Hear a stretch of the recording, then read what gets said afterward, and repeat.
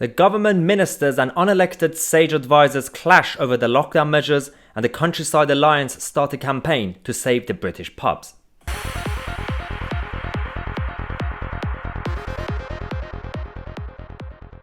Hello everyone and welcome to the second programme of the day. We're going to talk about the clash between government ministers, elected MPs, and the unelected sage advisors and experts over how they want to unlock the country and end this lockdown. Before we start the show, I've been asking you guys every day to subscribe to the channel, which is free to do, to help the channel grow, but also help you guys to stay up to date. But Lacey actually found the latest data from the last video that only 5.9% of you guys are getting the videos through the notifications. In order to do that, actually subscribe, but also next to it, click on the notification bell and then click on all, not personalized. That way you'll get notified when we release the videos at 5:45 p.m. and 8 p.m. Now, let's get on with the show, because apparently there are a number of members of SAGE that are struggling to deal with reality of how life works and the consequences of endless lockdown policies. The government came out, the politicians, the Prime Minister, Matt Hancock, the Health Secretary, said that as long as we give the vaccine to the vulnerable and the elderly, and we meet our targets, then we can start unlocking the country. And they said this is the final lockdown. There are members of SAGE that are coming out to say that we should keep the lockdown. Some of them are saying that we should keep some of the measures until the end of 2021. Some of them are saying that we should have them annually, every winter. There are articles about how one of the SAGE advisors is saying that opening shops and pubs too soon would be foolish. Well, of course, if you were going back to the first lockdown, for example, and said this, a lot of people would be supportive. But now that the whole vaccine operation is going smoothly, I'm not really sure too soon. What does too soon mean exactly? That's one example. We also have examples in independents saying that social distancing measures could last until 2022. This is again according to SAGE. We also have government ministers clashing with SAGE experts on a number of issues, including the 1 meter or 2 meter rule. They keep changing it at this point. I don't really know where we stand on this exactly, and how they want to reopen schools or pubs. But again, the evening standards again talking about how pubs and restaurants should not open before May, according to SAGE. And even when they open it after May, they say that we have to keep a lot of the measures, which means, pubs and restaurants are not going back to normal. They're going to lose money. They're going to have to fire some of their staff because they can't get their normal and regular customers coming in all the time. All this is going to make things more difficult for us to unlock the country. And now there are SAGE advisors also saying that international travel could be banned until 2022. I fully understand that people who are worried right now are in favor of international travel being banned while we take care of the vaccine operation and the herd immunity. But once everything's done, do we still need to do that? Because again, the hospitality sector also relies on tourism to survive, especially in places like central London. But this is a whole big problem that we're dealing with. There are a number of people and groups that have started campaigns to unlock. For example, the Countryside Alliance have a new campaign called UnlockInn. This is a campaign to get signatures from the members of the public to then push their MPs in Parliament to lobby on behalf of the public and pubs, to lobby the government to actually have a proper roadmap to save the British pubs. Now, to discuss all this, we are joined by the head of press at the Countryside Alliance, Mo Metcalfe-Fisher, to explain why this is actually important. Right, now we're joined by Mo Metcalfe-Fisher, who is the head of press at the Countryside Alliance. Welcome to the show, Mo. Good to be here. Good to see you. There's a lot going on there are a lot of campaigns to help unlock the country. You guys have started the campaign, unlocking especially the pub industry. Before we get into it, it has been hit massively, the hospitality sector. But in this country, even culturally, pubs, for example, means a lot. What does that mean to you, and what do you think? Why do you think this is important? Well, the pub is just at the centre point of communities up and down the country, whether it be in towns, the cities, villages or hamlets.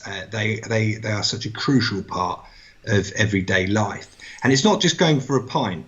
It's not just popping in there for a couple of beers after work. It's a place where people can go to engage and socialise with others. And they're really important in this sort of campaign against loneliness, because we're seeing more and more people, particularly because of lockdown and COVID and the restrictions there, being really isolated. So pubs are very important in that. But it's also all the other businesses that associate themselves with pubs. You've got butchers, of course, breweries, event planners. I mean, think of the weddings. Think of all the weddings that take place at pubs. So it's that whole network. And in these sort of fragile, particularly rural communities, the pub is so much more than just a place for a pint, basically. And it's just become a fabric and part of our culture and way of life. Okay, right. Tell us more about this UnlockInn campaign that you guys started. You said there are a couple of campaigns going on at the moment around the hospitality industry, because my God, don't they need it? They're in real trouble right now, obviously with lockdown just completely crippling what they're able to do. But we're at the Unlock campaign, which is run by the Countryside Alliance, have based a campaign on the feedback we've been getting from rural landlords across the country about the struggles that they're facing. And we're asking for five things, basically. The first is getting rid of the substantial meal policy. There was nothing to suggest that helped curb coronavirus in any way. And initially, I think there was a bit of thought at the beginning when it was introduced that it might help with sales. But actually, the evidence that we found is the vast bulk of the landlords think it was awful.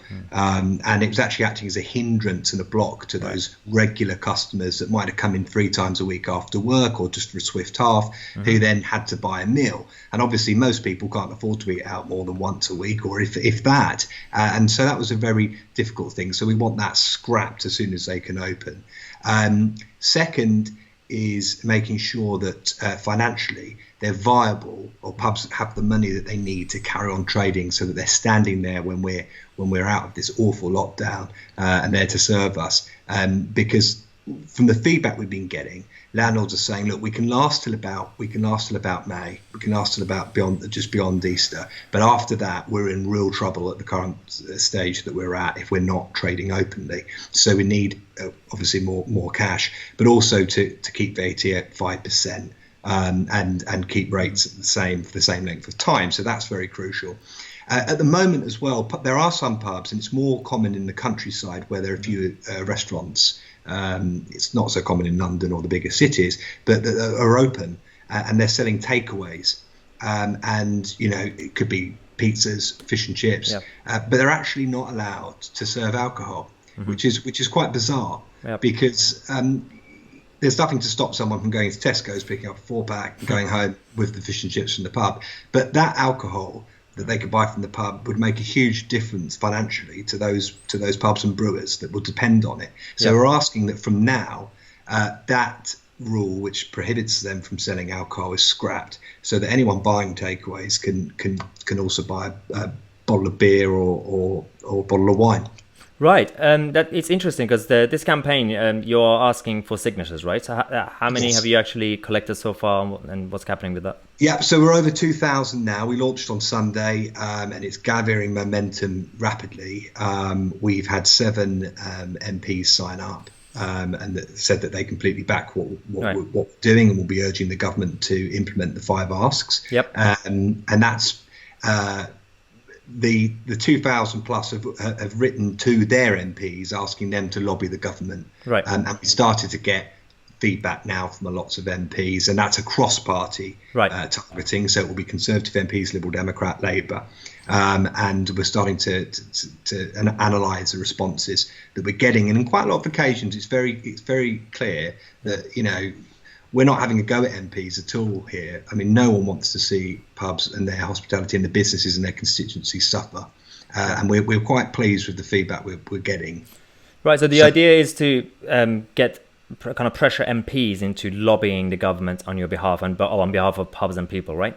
That's right. Yeah. We want MPs to be telling government exactly what they're hearing from those on the ground when it comes to pubs and the hospitality industry. Of course. And the thing about this industry is that there's still the majority who are small, independent pubs, brewers and others, but they don't really have a voice. But there are some big chains like Tim Martin and Wetherspoons who have at least have a voice, and of course they are there to protect their own interests, but they are also speaking on behalf of others as well. He recently came out to actually say that he will continue to support his workers. What do you think of that? Is it the right thing to do, or should you just like get rid of furlough?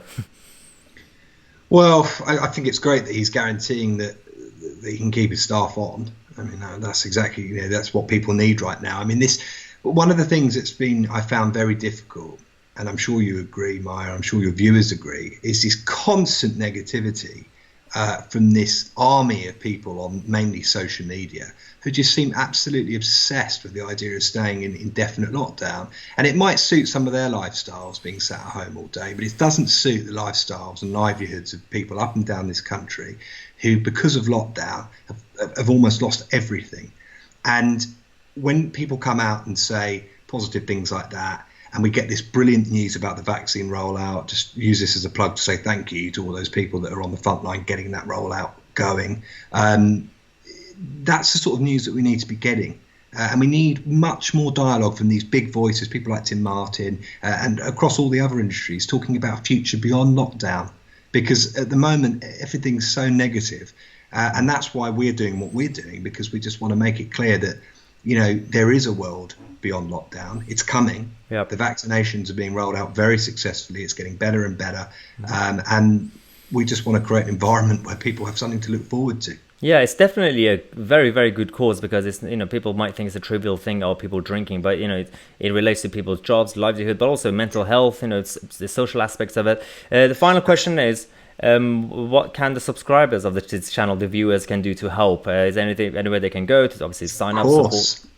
Of course they can. Well, I will send you the link, Maya, to put it in the description. That'd be great. But also just visit the Countryside Alliance website, head to campaigns, e-petitions, and then UnlockInn, and just all you need to do is put in your postcode and away it goes. And if you could just follow up with us with anything you get back from your MP, that would be brilliant. Oh, that's the key point, guys. When you obviously get in touch, make sure if there are any updates, let them know. Perfect. This is actually quite good. Hopefully, we're going to see some sort of light at the end of the tunnel. And Boris Johnson on the 22nd of February is going to announce his roadmap. But thanks again, Mo, for coming on the show to explain this situation. And hopefully we'll see you guys, and Mo as well, in the pub very soon. Take care, everybody. Well, I hope you enjoyed that conversation. It is absolutely important to have some sort of proper plan, because we don't really, the government and the Treasury don't have enough money to keep the furlough system going forever and ever. And we're going to have tax rises, we're going to have more borrowing, and we need the economy going again. So if you actually do support this, then check out the link in the description and join the campaign that Countryside Alliance have started. And finally, in today's news in your world, we have the latest from one of our subscribers, Steve. A very familiar story, how lockdown has been so tough on him and his family. He's self-employed, and his business has completely been destroyed because it relies on face-to-face meetings with care homes in the private sector. They currently, as he says, we are now living on my wife's wages as an NHS nurse.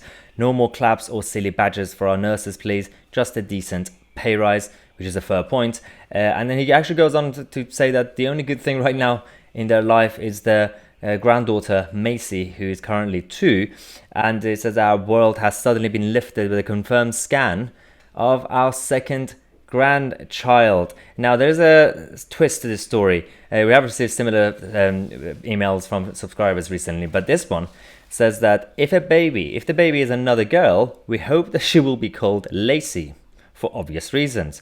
The names Macy and Lacey would work well for siblings also. If it is a boy, the rest of the family are not convinced on the name Maya. Sorry, Maya.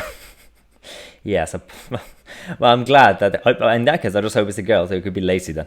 Lacey will be definitely happy with this news. But yeah, but congratulations, and thank you so much for sharing this story with us and everybody who watches this channel. If you guys also want to have a chance to be featured in News in Your World, then send us your positive, happy stories, anything that's happened recently in your life, to lacey@mayatousi.co.uk, and do not forget to include any pictures or videos related to the story. Thanks again for watching. Do not forget, if you haven't subscribed yet, subscribe to the channel, click on the notification bell next to it, and click on all, not personalized. That's the only way that you can get notified when I release a new video.